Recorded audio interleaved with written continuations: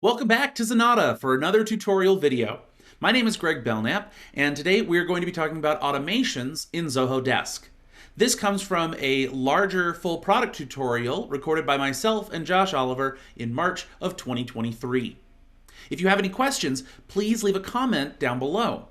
We have a brand new Q&A show called Azaz, that's Ask Zenatta Anything About Zoho, where every week we answer any questions from comments left on YouTube videos in the last week. If you find the video useful, please like and subscribe. It really helps our channel to grow, as well as getting you the latest and greatest from Zenatta Consulting. Without further ado, let's get started.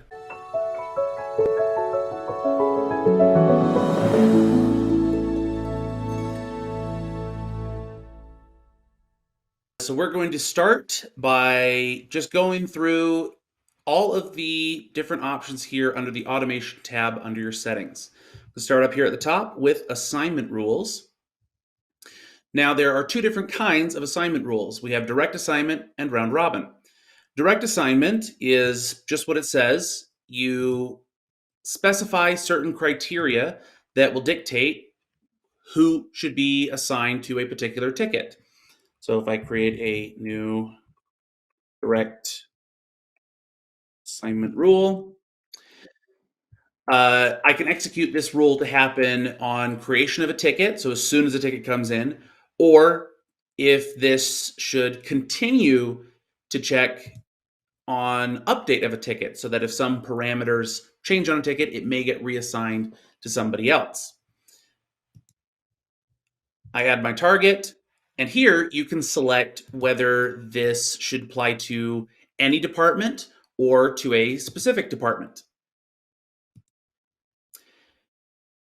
Then you can set up the criteria, if there is any. There doesn't necessarily have to be. Then you can choose to keep the ticket in the same department or move it to another department. And then also you can assign that ticket either to a specific user, or you can assign it to a particular team, or you could have it remain unassigned. You also have the round robin rules. Now, a little difference, you'll notice that over here next to the round robin rules, on off switch, this is done by department first. So a round robin rule can't exist across all departments. You have to make one for each department. And if I'm making a round robin rule, then when I select again, either on create or update, robin rule, a couple of notes you see down here that this rule does not reassign tickets that are assigned via another automation, and the rule will not assign more tickets than the number specified under the threshold. Because in a round robin, you have two different methods, a round robin assignment or a skill-based assignment. First, we'll talk about the round robin assignment, where you will set up for any particular agents, you can set a threshold of how many tickets should each agent have before things start getting assigned just to whoever has the fewest tickets, right? So that way, if you have, say, 3 agents, one already has 10 tickets, one has 5, and another only has 2, the round robin will actually start assigning to the person who has the fewest tickets until there's a tie, and then it'll just kind of keep going back and forth, trying to keep tickets as evenly distributed as possible.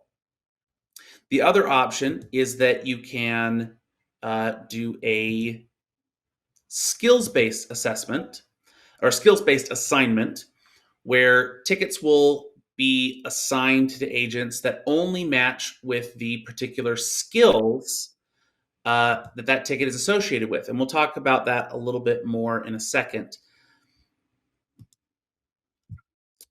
Actually, we'll just go ahead and jump down to skills to stay on that topic. Skills are ways that you can sort of tag different tickets to indicate that they should be pushed to some agents over others.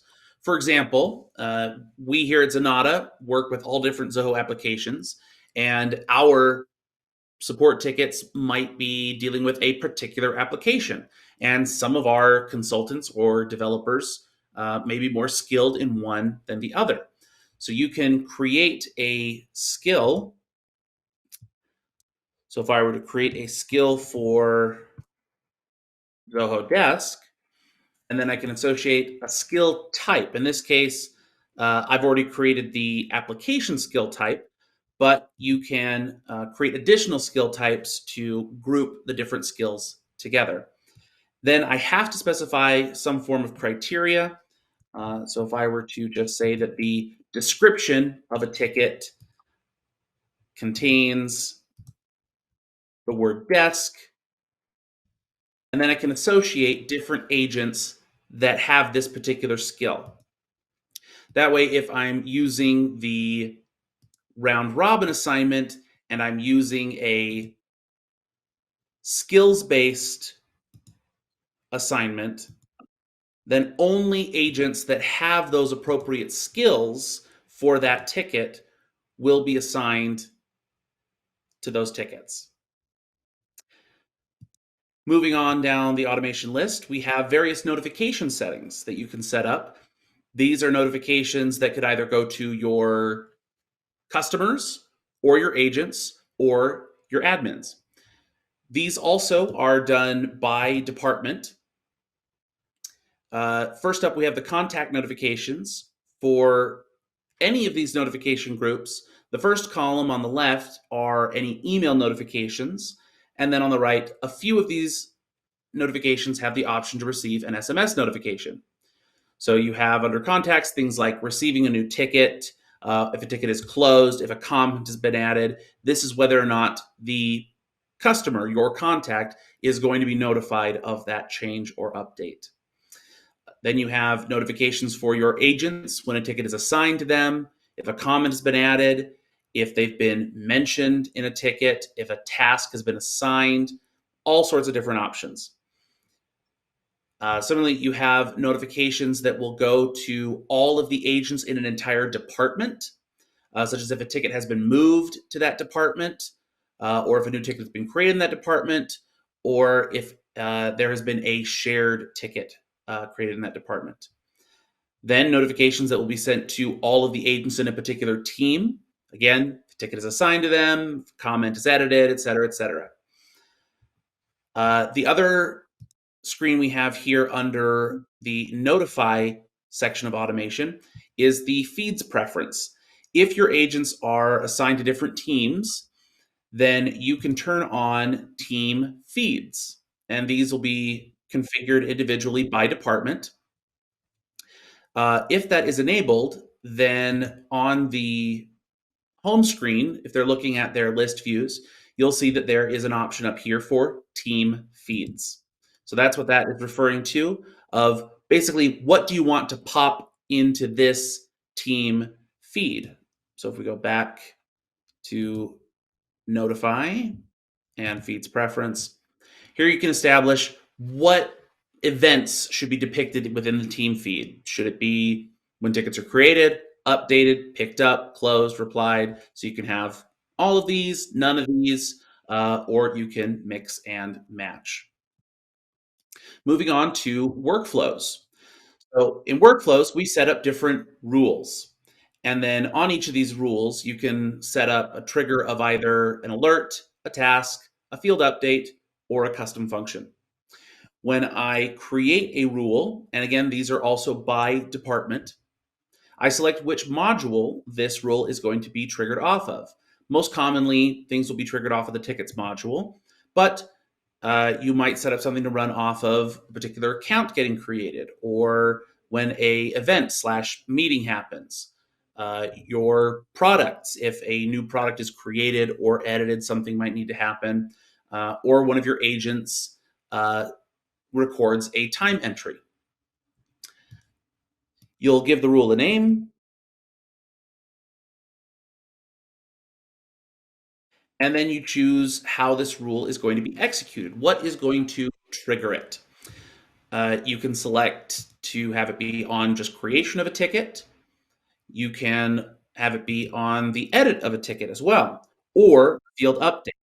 You'll notice there's a slight difference with the edit and field update. These are radio buttons because you can only have one or the other of these selected, either when any field on a ticket gets edited, or if you want to specify that only certain fields, if they're edited, would execute this rule. But all the rest of these you'll notice are checkboxes, so I could have as many of these checked as I wanted. So in this case, this rule would execute when a ticket's created, or when any field is updated, when a customer replies, when an agent responds, when there's a comment. So this rule would be triggering all the time. Most likely, you're probably only going to want a rule triggering on certain events. You also, after you select the initial trigger, any criteria that after this trigger has happened that might include or exclude certain records in that category. So let's say that I want this to happen every time a ticket is created, but if I don't want this to execute where if the subject contains no reply or something, then you could specify that here and exclude certain tickets from this rule. Then under the actions, as I mentioned before, we have alerts, tasks, field updates, and custom functions. Alerts are going to be notifications either through email or SMS. Field updates to update a particular field on the ticket. And then a recent addition to Desk in 2020, during 2022, now going into 2023, is the Zoho team has added a lot of pre-built custom actions here in this gallery. So you have things like assigning the ticket or adding a comment, automatically sending an email reply, replying via instant messaging, notifying your agents via instant messaging, adding or removing tags, followers, marking as spam, adding skills. So there's a lot of different uh, gallery options that have been added here for most commonly requested functions. Then you also can create a task, or if you still haven't found the particular functionality that you need, you can always write some custom deluge. And you also have an external action available here for sending a notification in your Click organization if you are using it.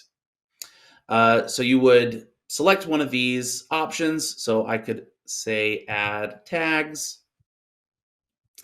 and then I can create this is the new tag addition.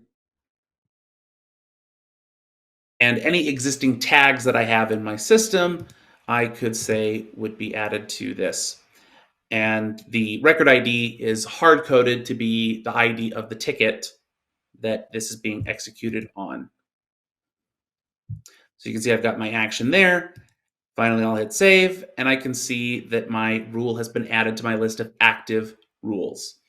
If I want to turn this rule off, but not necessarily delete it, I can deactivate the rule, and it will move to my list of inactive workflow rules. So that way, if I need to work on it, edit it a little bit, maybe need to make some adjustments, I can do that before moving it back to being an active rule. So that way it wouldn't interrupt anyone's workflow. Moving along, we already discussed skills and the skill types. So let's move down to blueprints. Blueprints are a way to sort of put tickets and different cases sort of on rails. If you have a very specific process that you want all of your agents to follow when it comes to interacting with and updating tickets, you can do so through blueprints.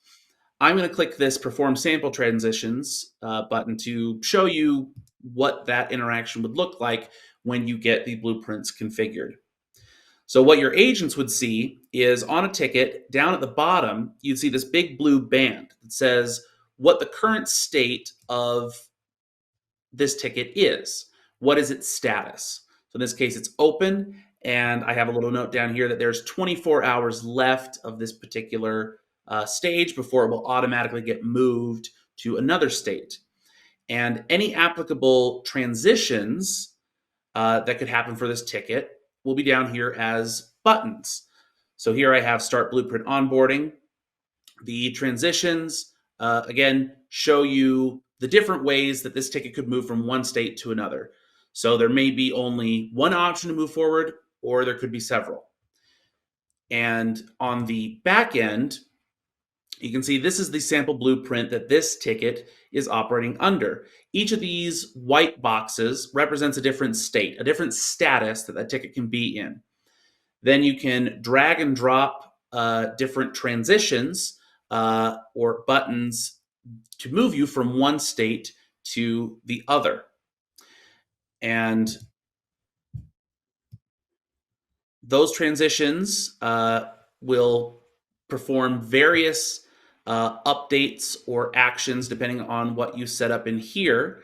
Because on a particular transition, you can have different criteria for, well, who should be able to click this button? Should it be the record owner or agents from a specific team? You can allow to transition the owner from you can allow an owner from a different department to transition the ticket, and then any other additional criteria. The during is where you could have different messages or requests pop up while performing the transition, such as requesting any sort of data validation that in order to transition from this state to the next, these certain fields have to be filled in. And then afterwards, you can set up any alerts, field updates, tasks, or custom functions to execute after executing the transition, similar to what we just set up in the workflow rules. So again, blueprints, if you have a very particular defined process, blueprints work great. The caveat about them is that once a ticket has entered into a blueprint, it has to go through that blueprint that's been set up, and you can't edit the status or state of that ticket in any other way except by the rules established by the blueprint. So that's why we say you need a very well-defined process in order to make use of these. If your tickets are very flexible and they can constantly be bouncing from one status to the next, a blueprint might not be the best choice. You'll be better off creating individual workflow rules to execute any actions that might need to happen automatically. And moving along, we have macros. Macros, very similar to the workflows.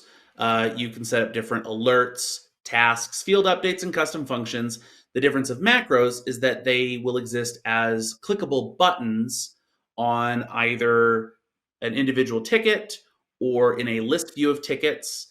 You can set a macro to execute on a single ticket, or if you select multiple tickets, you can run that macro on all those tickets at once. Similar to the workflow rule, if I create macro, then I simply specify what actions am I going to add.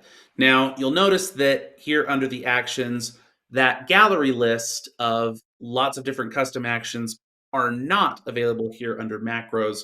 All of those pre-built gallery actions are only available currently under workflows. Although I'm sure as time goes on that Zoho will probably add those to macros or to notification rules or schedules in the near future, but we'll still have to wait on those. But you can always still create a field update or a custom function and code whatever functionality you need out of these macro buttons. Moving on down to Escalating or SLA, service level agreements.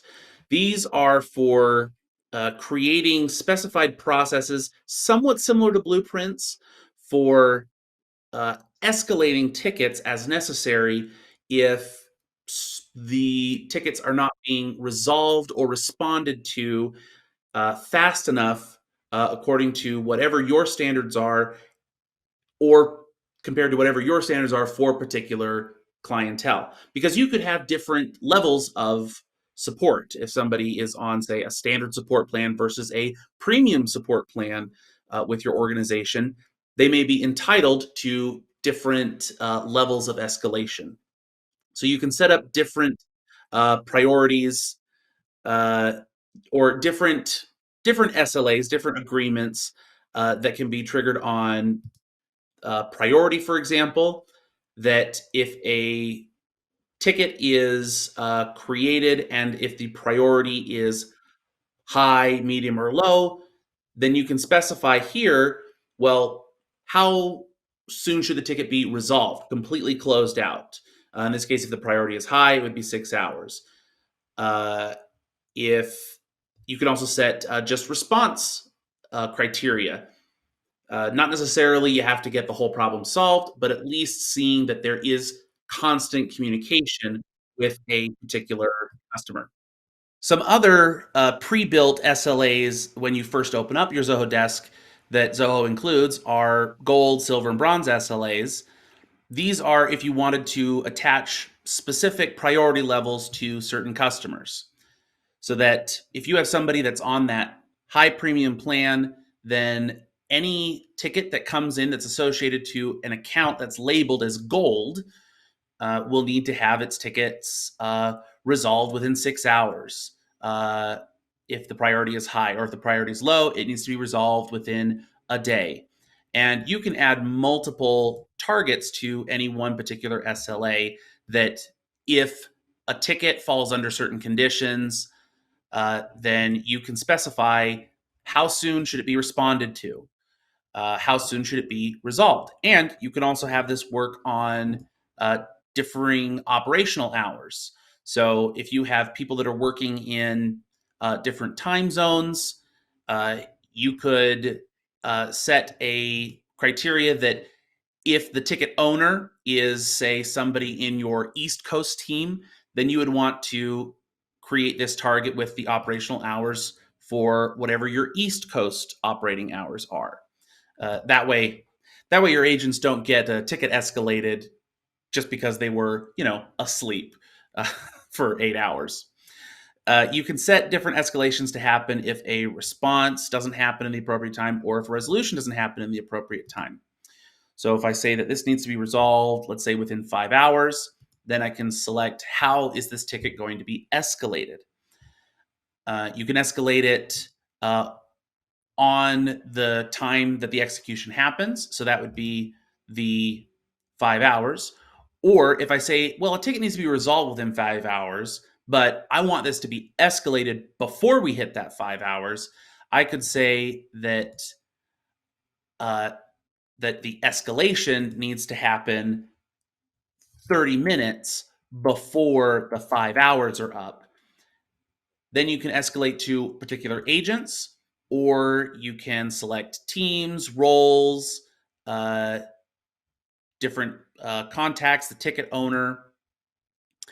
Uh, there are templates that you can set up that will notify uh, the agent that the ticket has been escalated to them, as well as notifying the original owner. Then you can also reassign the ticket as part of this SLA if you feel that that is necessary, and also change the ticket's priority. You can also add additional levels of escalation that, let's say here I have that 30 minutes before I escalate the ticket and I'm going to notify this agent that something needs to happen. If they manage to resolve it, great, it's done.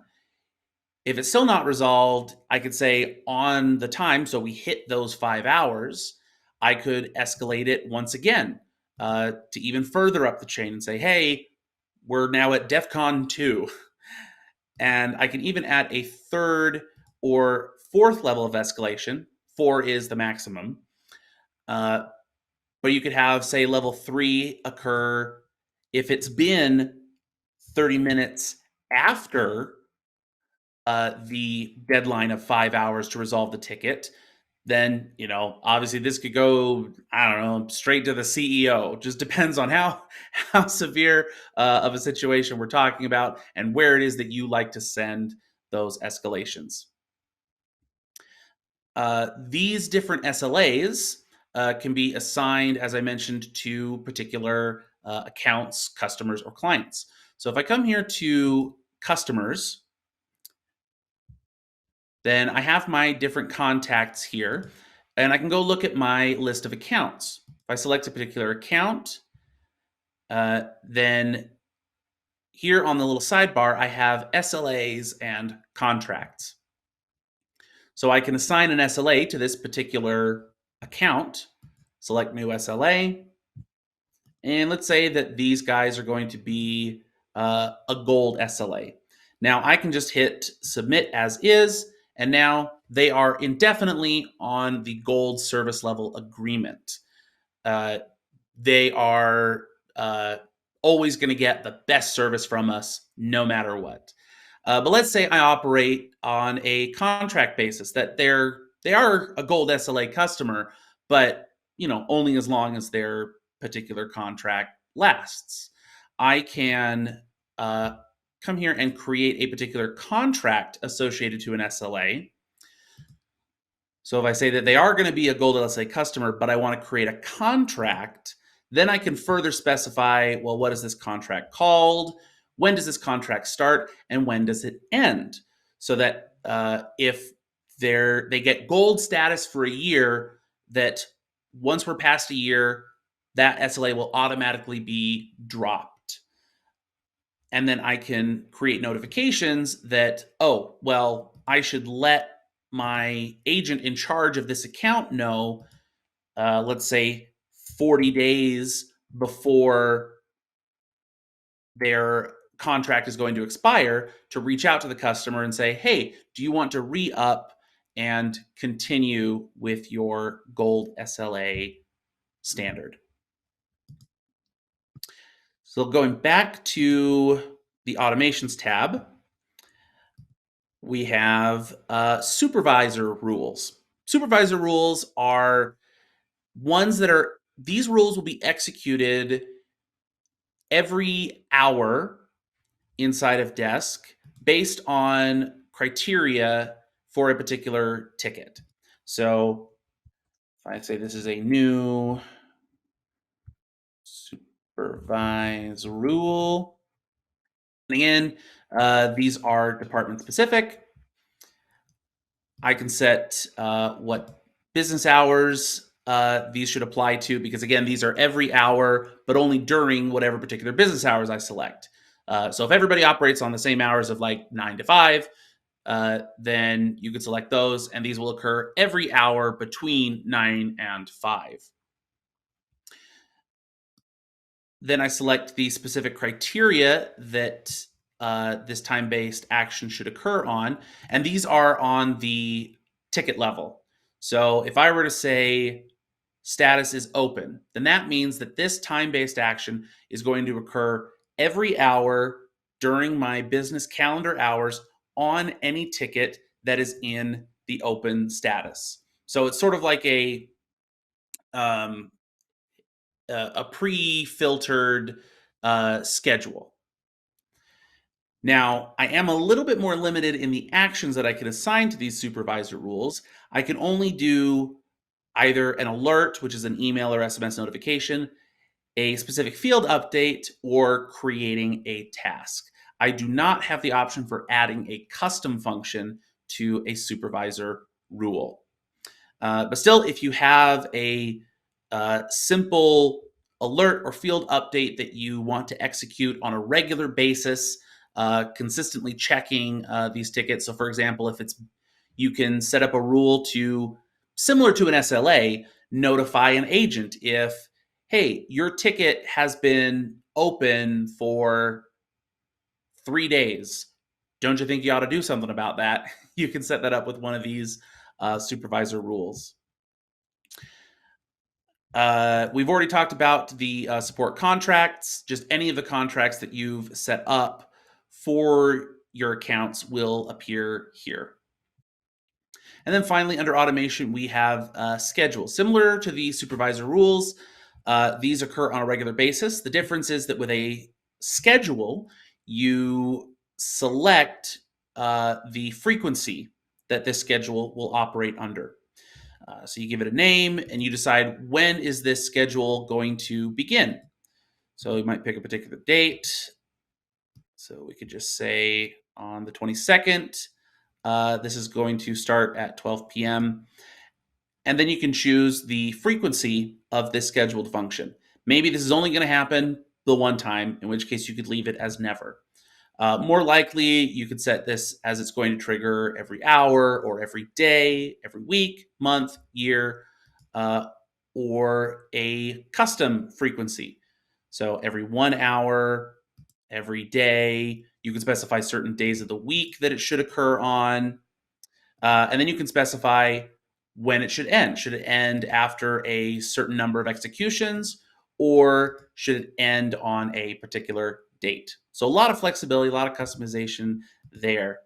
And then once you've determined how often this should be happening, you can associate an existing or create a new function that the schedule will run on. So while the supervisor rules that I mentioned before don't have custom functions, with these schedules, your only option is to create a custom function. So it's all effectively kind of doing the same thing.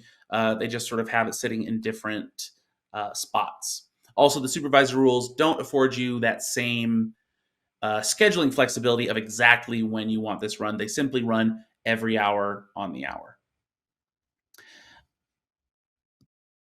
And that is it. That is all of the different automation options that you have in Zoho Desk. As you can see, a lot of different things. Really gives you an opportunity to streamline your workload, take a lot of that busy work off the shoulders of your agents, and get your customers the support they need as fast as possible.